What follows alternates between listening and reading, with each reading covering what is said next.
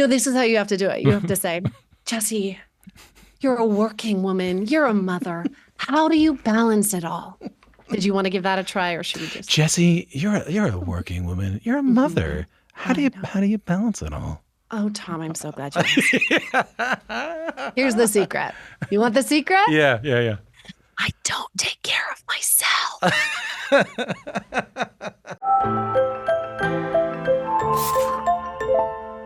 How are you?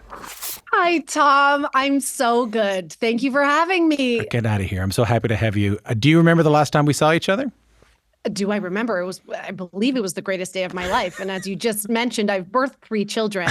Tom and I saw each other at a Justin Timberlake concert in Los very Angeles, recently in Los Angeles, mere months ago. And can I tell people what happened at the concert? Please, yeah. So we go to a Justin Timberlake show. We think it's just Justin Timberlake, which we're fine with, right? We're very excited about that. What we did not know is Tom Power and I would witness the first ever NSYNC reunion live on stage in over 20 years.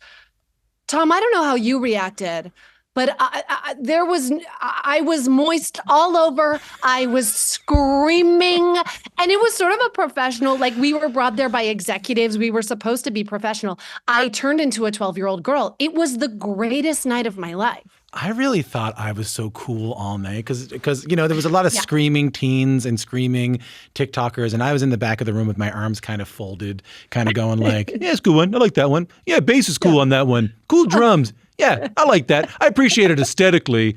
And then they started, then the NSYNC reunion happened.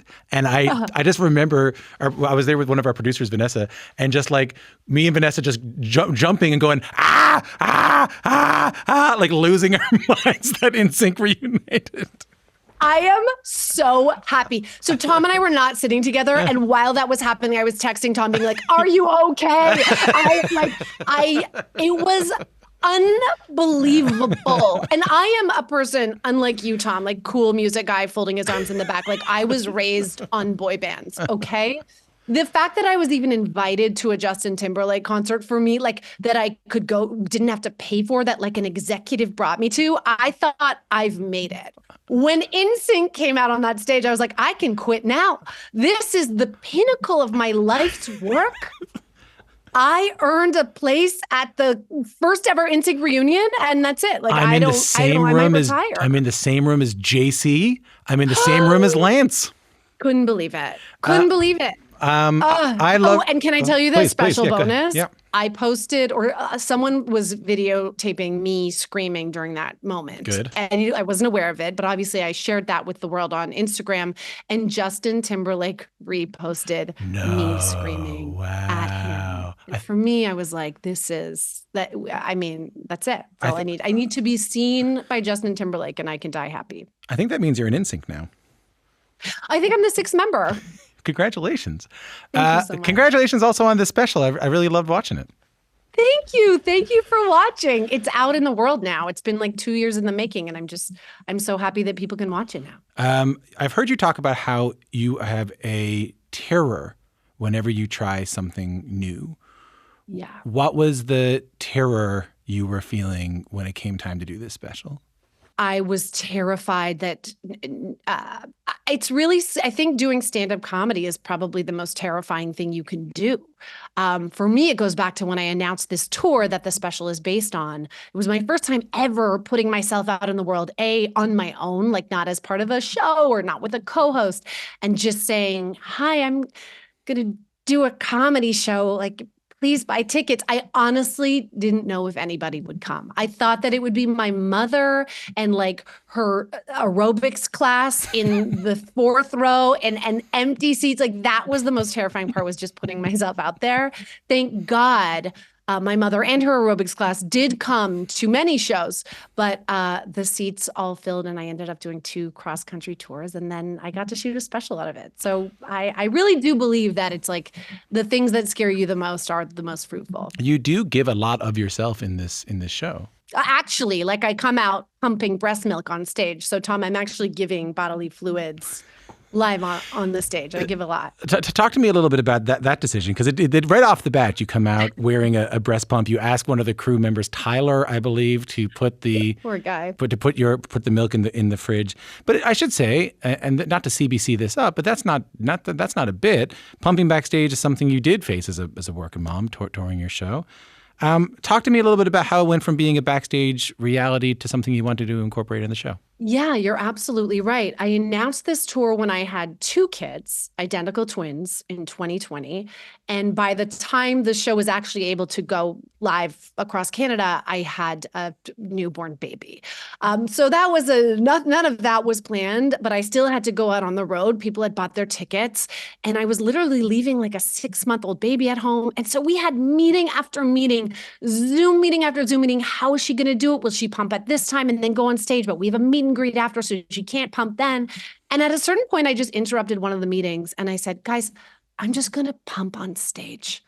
And everyone said, what? And I said, if it's such a hassle to try to find the 3-hour window for me to pump before and after the show, let me just do it on stage. I'll be empty. I'll be pumped, dumped, ready to go. And you won't have to worry about it until the show is over. And I figure like a lot of the people in my audience are young moms or, women who have grown up watching me, who have families, and they would be forgiving of it. So I ended up just, working it into the show.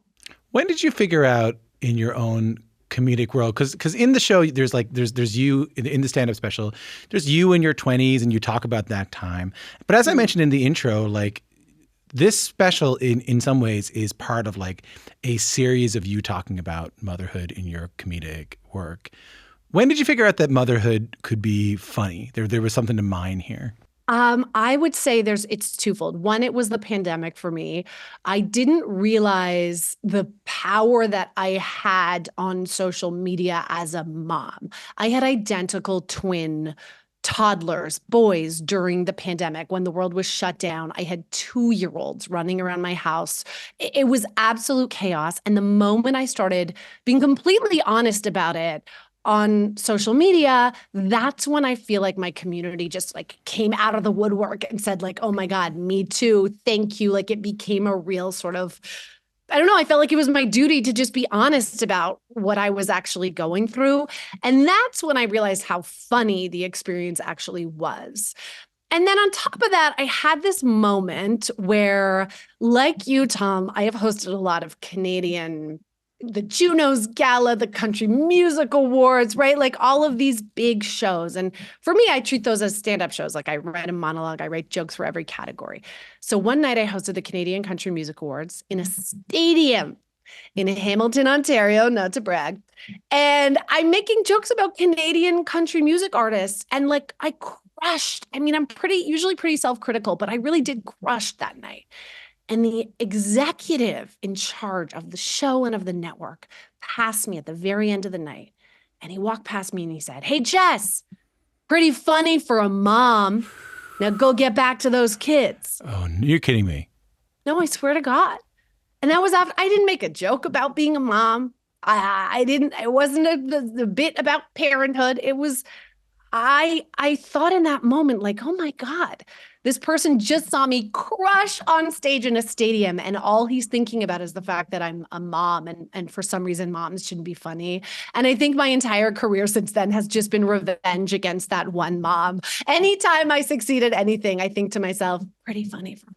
Yeah, right. You have this moment where they say, like, you crushed making jokes about, I don't know, George Canyon. And oh God, many. Megan Patrick and Brent Kissel, and I'm just naming Canadian country artists. And you walk off stage, and that's a hard room. Hard room. I was in that room actually. That's a hard room, and you did crush it. And you walk off, and you're thinking, okay, I'm a comic, I'm a pro. Right. Look what I can do. Look what I've always been able to do. And someone says, all right, good job there, Toots.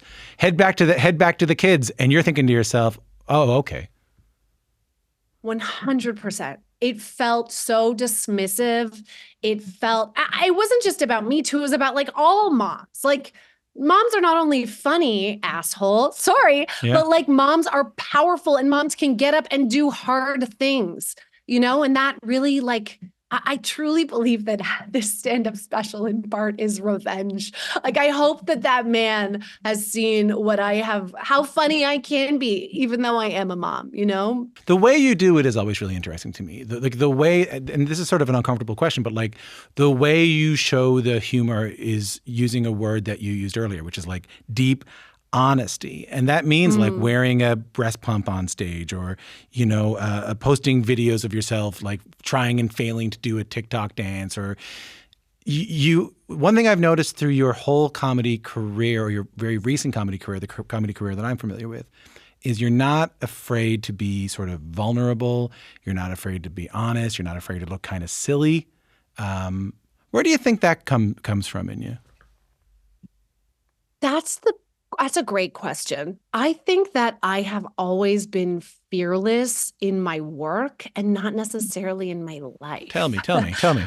I mean, I will like be nervous to, you know, ask for anything in my job or as a person. Like I'm not super out there, outgoing as a mom at my kids' school. Like I'm sort of a reserved, shy person. Really? But the minute, yeah, I would say so. Yeah. The minute I am put in a position to entertain, I think I have to be fearless to be funny. You know, I interviewed the prime minister in the middle of his re-election campaign for my series, New Momhood. And looking back, I asked him like, he gave 2 interviews. One was to a news network and one was to me. And I handed him a 2-month-old baby and asked him hard-hitting policy questions about I asked him about the blackface scandal. Like I was so fearless in that moment too. I've done so many things in my career that I just don't even know where the balls come from. And I think ultimately it's just that I want to entertain.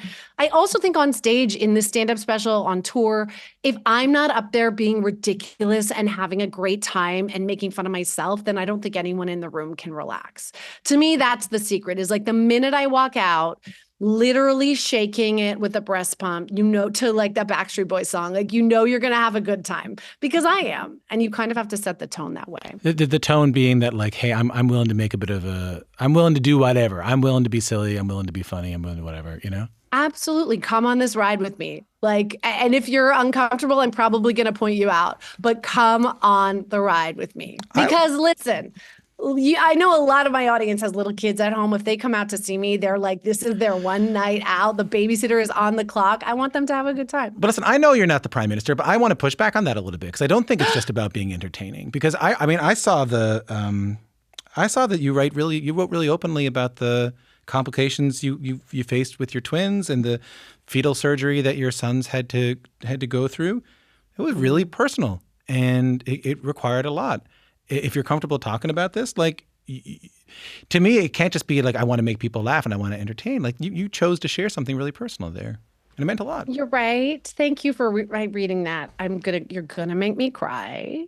I think I feel really lucky that my audience has grown up with me. I started on MTV when I was 20, like fresh out of college, 22 years old. A lot of the people who still follow and support me have been watching me since then. We've all kind of grown up together. And I feel a connection to them in a way that is like, they all feel like friends to me. And I feel a responsibility to be honest about certain things when I'm ready. I'm definitely not the like, look at me influencer who shares everything. But when I think that it's important, I do. And that was something that it was my first pregnancy. I found out I was having twins, which I mean, if it wasn't for Beyonce being pregnant with twins at the same time, I don't think I would have made it through. Right. She was my savior. And they were identical twins. And I just had this image that pregnancy was going to be like, I was going to be prancing through the field with my one little baby. And I would be like, everything would be ethereal and wonderful, like I had seen on the internet. And then for me, my pregnancy didn't go that way. We found out we had a really rare thing called twin-to-twin transfusion syndrome. We had to go immediately to get a surgery. It was funny. I was actually supposed to be at the CBC upfronts. And when I told the surgeon, actually, I have to go announce my talk show at the CBC upfronts, he said, well, it's a matter of life and death for your babies. So I think you're probably going to want to miss that. Wow. We went into surgery and I had a 70% chance that one twin would make it and a 30% chance that both twins would make it. Oh my God, Tom. So you go through the surgery and you're sitting there, and it was like, I never wanted twins. I never wanted to be pregnant with twins. I wanted to have one cute little baby and like keep being a career woman. And suddenly you're lying in that bed like, I have to have these two babies.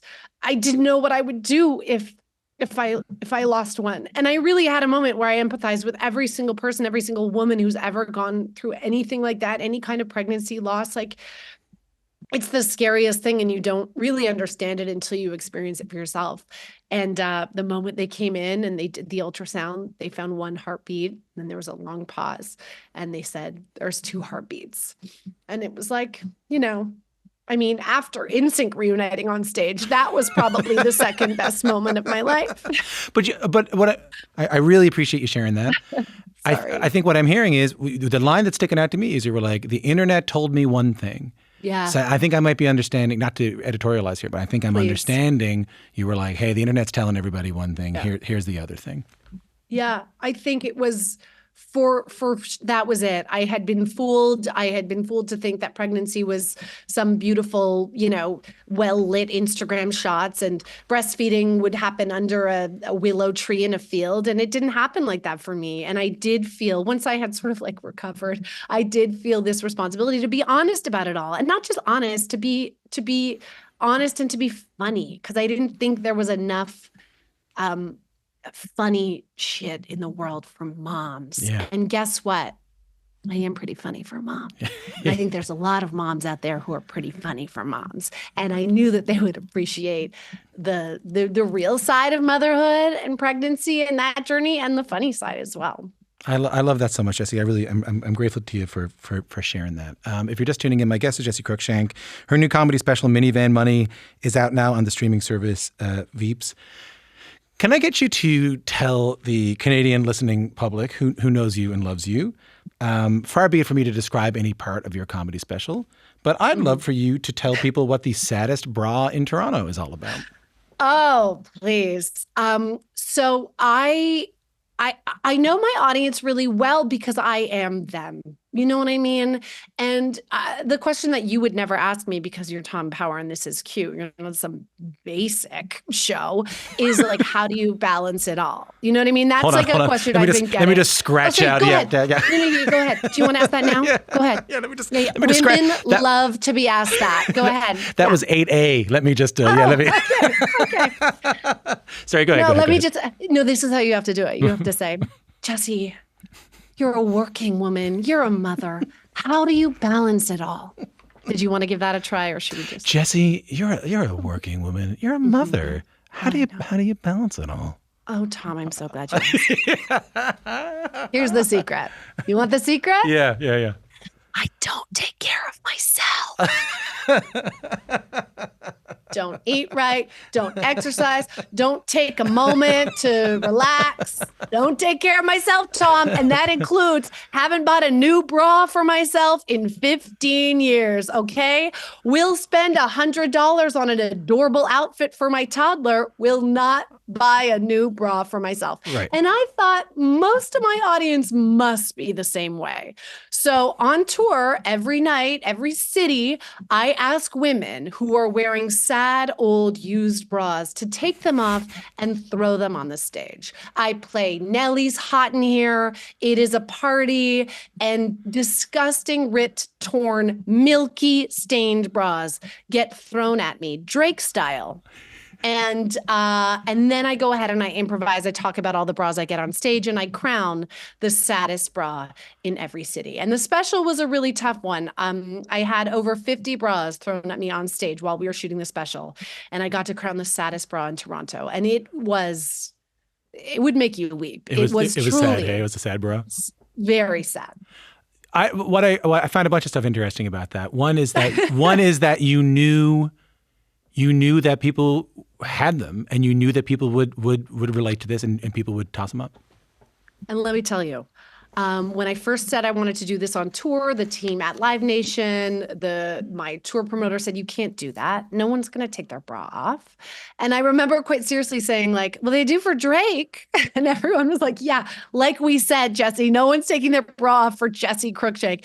And I said, no, I know that they will. I know my audience. And in our first show, we had over 40 bras thrown at me on stage. And I was like, okay, this is going to work. And then again, when we went to shoot it for the special, we had an LA crew had flown out to Toronto to shoot the special, and all male crew. And they all said, you got to bring backup bras. No woman is going to throw her bra at you on stage with cameras there. Like, it's not going to happen, Jessi. So days before I go to shoot the special, I'm like, ripping bras and getting all these fake bras because these men told me it would never work.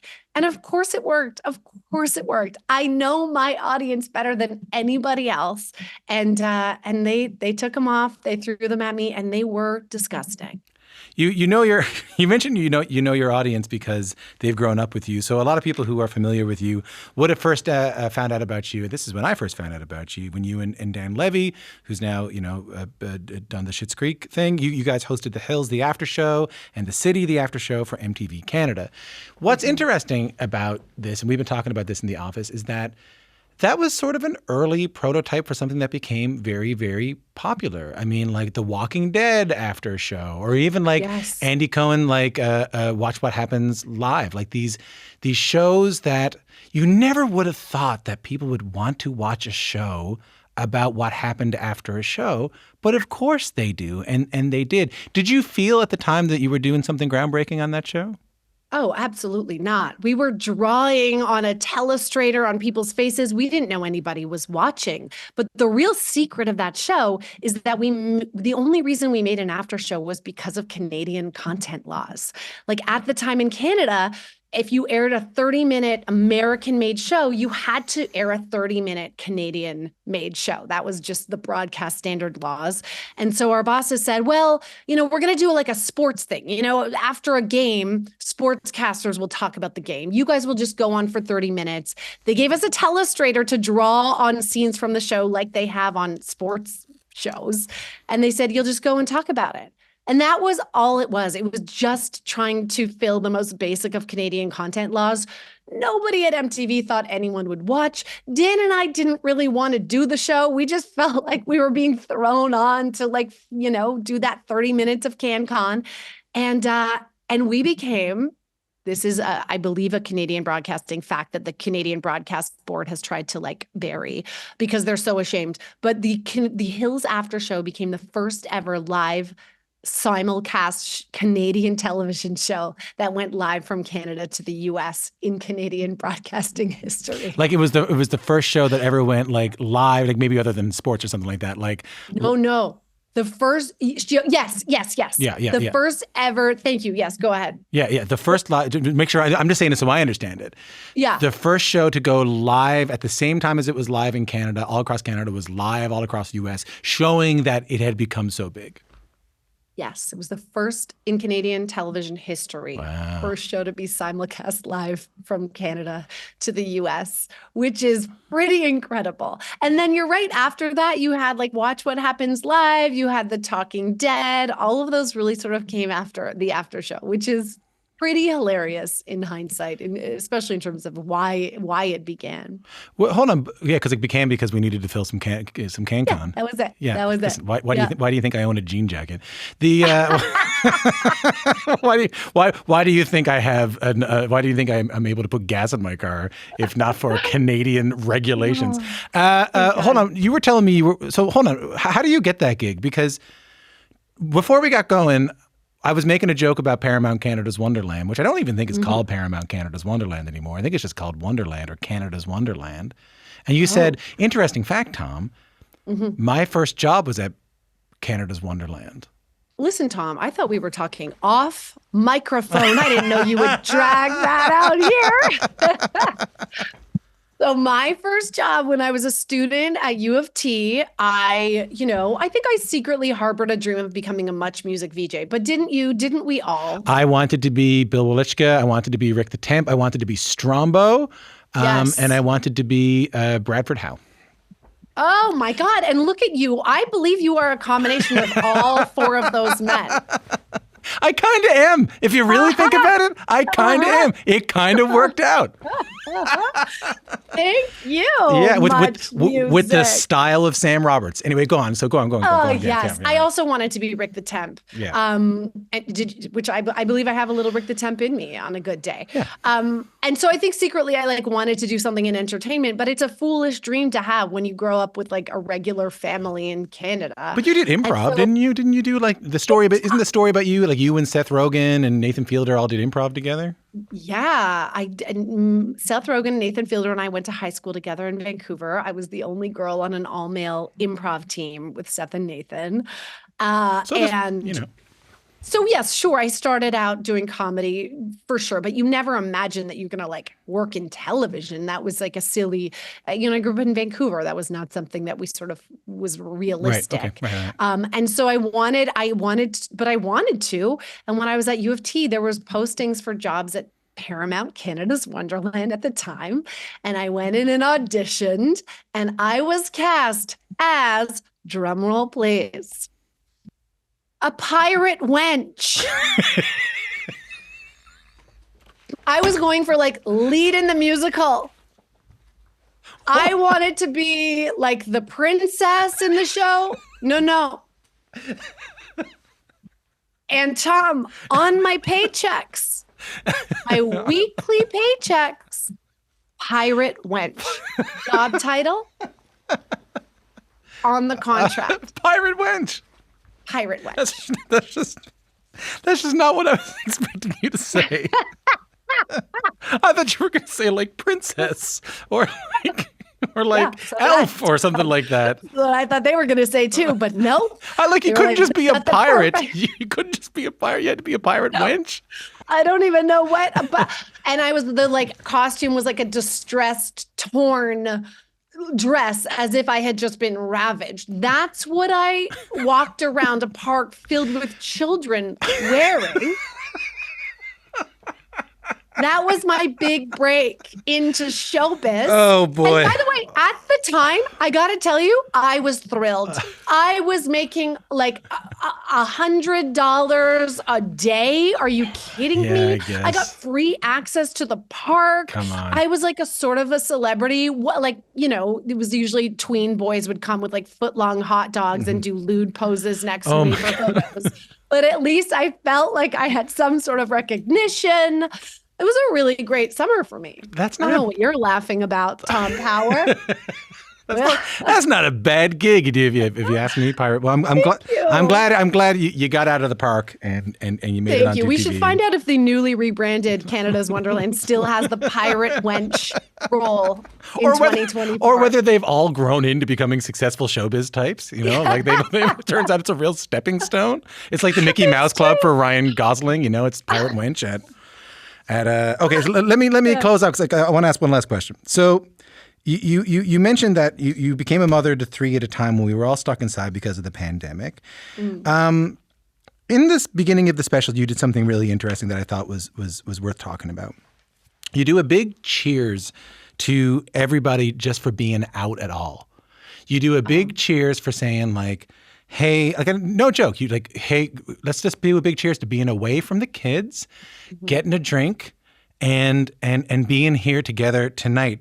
So, how has everything we've talked about today, the experience of the last few years, maybe made you think about your live shows differently? Who they are, who your audience is, how you approach them, how you value that time with your audience together, how you think about your audience's experience? Oh, Tom, I truly am so grateful to every single person who comes out to my show because I know how hard that is. We're not all Sam Roberts looking people who stand with their arms crossed at the back of a theater. Okay. We are like, it's really hard to get out when you have little kids at home. I know a ton of my audience are like really hardworking parents, stay-at-home parents, working parents, like to get a babysitter, to make the plans in advance to get out of the house is a really big deal. And I value their time so much.